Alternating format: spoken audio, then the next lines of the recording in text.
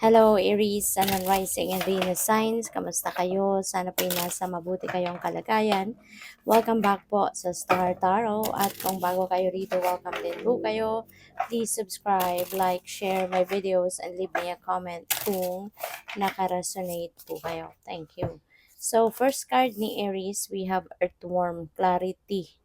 Rumination. So, this is good, no? Na finally you are getting that clarity na maaring hinahanap ninyo.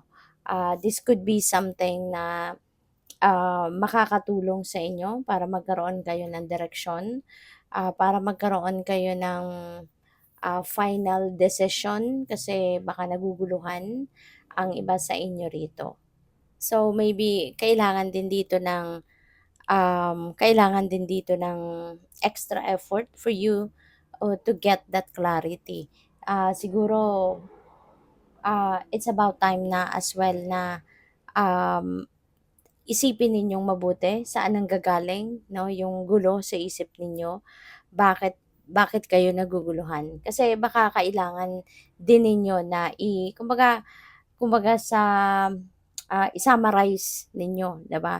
Yung nararamdaman ninyo at tignan ninyo, parang i-dissect ninyo, 'di ba? I-dissect ninyo yung nararamdaman ninyo. Isa-isahin ninyo saan ba nagsimula, no, yung kaguluhang ito sa isip mo or sa sarili mo, 'di ba? Para na malaman ninyo, no, kung ano yung una ninyong i-address or how you're going to address that chaos na nararanasan ninyo, 'di ba? Para mahanap niyo na ngayon yung clarity, para mahanap na ninyo yung kapag kunyari parang na-itemize na ninyo kung ano yung mga nararamdaman ninyo, then siguro naman makakatulong yun sa iyo para ma-figure out mo kung ano yung dapat mo munang unahin. Ano yung mga bagay na dapat mo munang uunahing i-address, 'di ba? So, pupuwedeng makatulong if you are going to dissect what your feelings are, no? So, what else? We have potion, invigoration, and empowerment. So, this is also good, no? For some of you naman, pwedeng you are also going to invigorate yourself, empower yourself. Baka meron ditong mga gagawin ang iba sa inyo na para na mas ma-enhance ninyo kung ano man yung galing ninyo, yung mga talents ninyo, yung mga gano'n. Pupuwedeng this time baka magkakaroon kayo ng pagkakataon na mapag-aralan kumbaga, 'no, kung papaano pa ninyo or kung papaano pa kayo mas magiging magaling sa mga talents ninyo, sa mga skills ninyo, sa gifts ninyo, yung mga gano'n. So, it feels like to me that you're also going to be parang highly motivated, 'no, sa ngayon.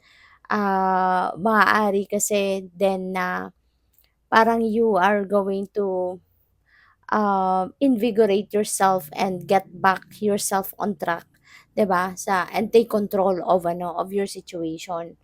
Kasi baka nagkaroon lang kayo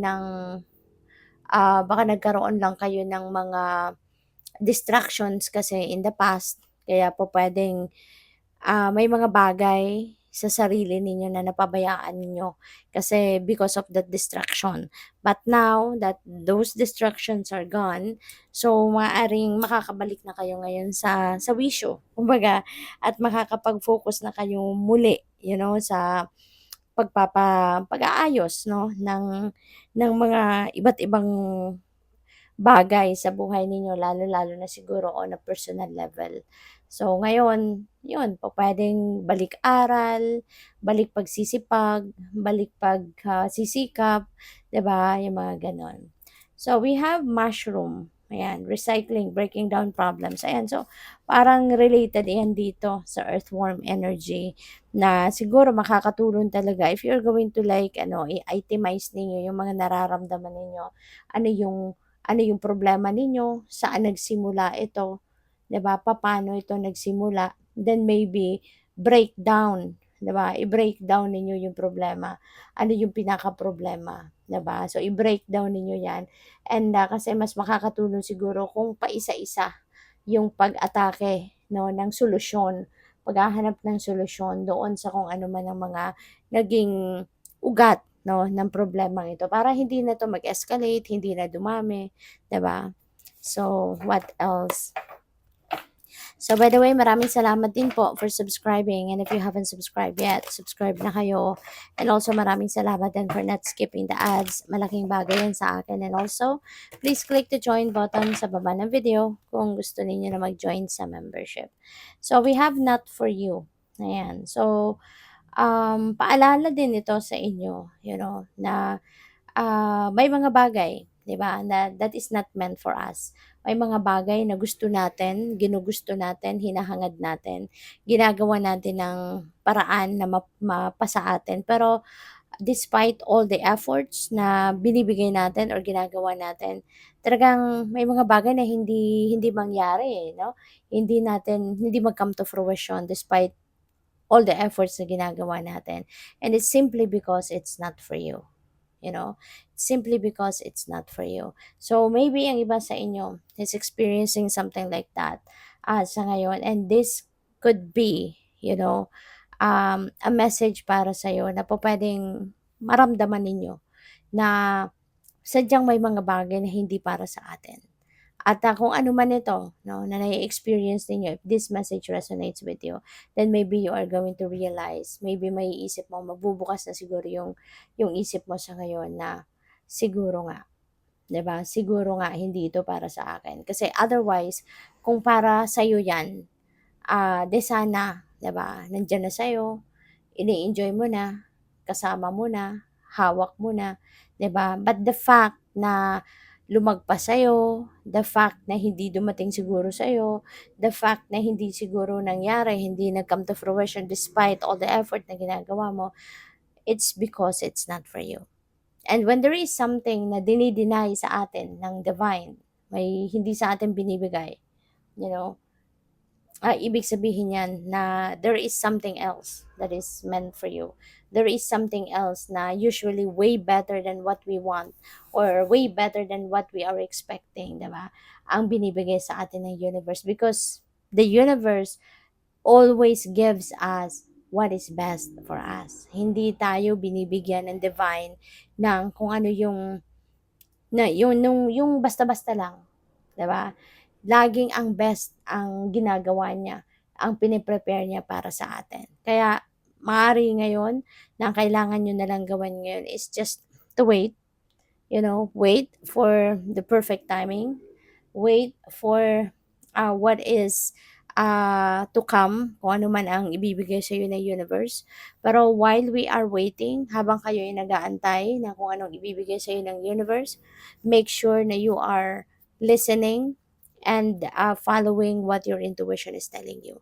Kasi for sure, merong gabay ang universe sa'yo. Merong mensahe ang universe para sa'yo. Kung ano na yung susunod mong gagawin, what are the things that you need to focus on while you are practicing that patience sa pag-aantay, no, na kung ano ang dadating para sa'yo. Okay? So, we have to the sea. Ayan. So, parang just go with the flow. Sumunod ka na lang sa agos ng buhay. Okay? And while you are following what the destiny is going to unfold, yun nga, sumunod ka sa gabay ng universe, makinig ka at sundin mo kung ano yung guidance sa'yo ng divine. So, we have imagine. So, parang ina-ask din ngayon ng divine universe sa inyo, what do you really want in life? Ano nga ba talaga ang gusto mo? Kasi po pwede, no, na hindi sa'yo binibigay ang gusto mo because siguro the universe doesn't, parang nalilito siya din kung ano ba talaga ang gusto mo. Kasi baka mamaya, kunyari, like couple of months ago, iba siguro yung pinagdadasal mo, ibang hinihingi mo. Tapos a month ago, iba din, no, yung hinihingi mo. Tapos maybe ngayon, iba din yung ine-expect mo, iba din yung hinihingi mo. So kaya ngayon, parang hinihingi sa'yo dito ng divine. No, na try to imagine, try to visualize kung ano ba talaga yung gusto mong ma-experience sa buhay mo at a certain period of time. Ano nga ba talaga yung gusto mong mangyari? Ano nga ba talaga ang gusto mo na ma-achieve or makamit sa buhay? 'Di ba? Because maybe the universe is ready para sa'yo, para pakinggan ka sa ngayon, maaring handang-handa na siyang ibigay sa'yo, 'di ba, kung ano ang para sa'yo. Pero He wants to know as well, ano ba talaga ang gusto mo? Because 'di ba, the universe only wants the best for us. So kung ang hinihingi mo is also kumbaga parang naka-align doon sa kung ano na yung gustong i-prepare or gustong ibigay na sa'yo ng divine universe, then of course hindi na yan magtatagal at ibibigay na sa'yo, hindi ba? But if you don't know, 'di ba, what do you really want, papaano papaano din, papaano din ng divine universe ibibigay sa'yo, 'di ba? Kung hindi mo rin sigurado, hindi mo rin sigurado kung ano yung gusto mo. Kaya, maybe it's about time na para magnilay-nilay ka, pagmuni-munihan mo 'yan. What do you really want? Kasi kung hindi mo rin din alam, 'di ba? Kasi hindi lang din naman ibibigay sa atin ng divine universe 'no, kung anong binimithi natin, 'di ba? Provided that it is also part of the divine plan. Hindi rin niya 'yan ibibigay lang ng basta-basta, 'di ba? You really also have to take action towards that at tutulungan ka ng universe na mag-come to fruition 'yan. Kaya kung hindi mo rin alam, hindi mo sigurado kung ano ba talaga ang gusto mong mangyari, ano yung gusto mong ma-experience sa buhay, so hindi mo rin alam kung paano 'to sisimulan, hindi ba? Kaya siguro wala ka pa ring ginagawa din, hindi ka rin naman siguro nagte-take action pa, kasi wala kang siguradong destination, wala kang siguradong direksyon, 'no? Kaya siguro nandodoon yung problema. So, maaari na ito yung magiging kasagutan, 'di ba? Ito yung maaaring magbibigay ng clarity sa'yo. Kapag naalam mo na kung ano yung excuse me po, kapag alam mo na kung ano yung gusto mo.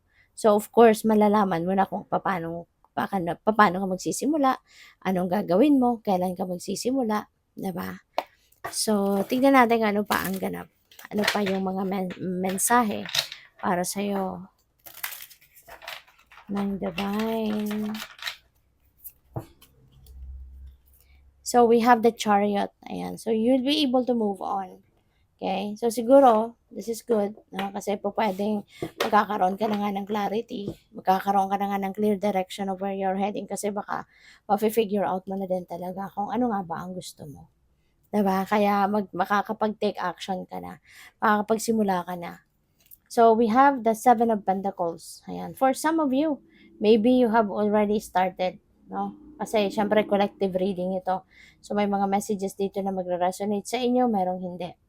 But for some of you, maaari na nakapagsimula ka ng magtanim. Kumbaga, no? Maybe you have planted seeds in the past at ngayon, para sa iba sa inyo, nakikita nyo na ang resulta. No? Kaya maaaring nag-aantay na kayo ng big time na harvest nito. But siguro unti-unti nakakakuha na kayo kasi may hawak ka ng pentacle. So, at marami pang pentacle na nandiyan diyan sa puno. So, siguro unti-unti magkakaroon na ng bunga, ang mga pagsisikap ninyo. At unti-unti siguro meron ka ng paisa-isang maha-harvest, 'di ba? Yung parang teaser lang sa'yo na the best is yet to come or the big deal is yet to come. So, what else? We have Nine of Swords. So, this could be related to this breaking down problems. Kasi baka nga namomroblema kayo. For some of you, baka meron kayong pinoproblema. Pero po pwedeng ang pinoproblema ninyo rito, maaaring hindi pa rin naman ito existing na problema. You know? So, baka ang pinoproblema ninyo ay hindi pa nga dumadating pinoproblema nyo na, parang ganon. So, this could just be an overthinking and overanalyzing things. Okay? So, baka kaya siguro kailangan ninyo na mag-isip-isip muna, magnilay-nilay muna, or baka kailangan ninyo ng makakausap, baka kailangan ninyo ngayon ng someone to talk to para lang na meron kayong mahingahan, meron kayong mapagsabihan ng totoo ninyong pinagdadaanan, totoo ninyong nararamdaman. Kasi kung isip din kayo ng isip, at wala kayong nakakausap, possible din na yung yung naiisip ninyo paikot-ikot lang siyempre, yun at yun lang din naman ang idea ninyo. So baka mas lalo lang kayong maguluhan, 'di ba? Kaya siguro makakatulong if you are going to reach out to someone, humingi kayo ng ano, humingi kayo ng time. Kasi hindi naman necessarily na hingi kayo ng advice sa kanila, minsan kailangan lang natin makakausap, 'di ba? Yung meron lang tayong mapagsasabihan. So yun, hingi ka lang ng oras sa kung sino man ang puwede mong malapitan na mapagkakatiwalaan mo, na puwedeng alam mo yun, yung ano lang, meron kang mapag-vent out-an. So good luck. Thank you for watching. Love and light. Namaste.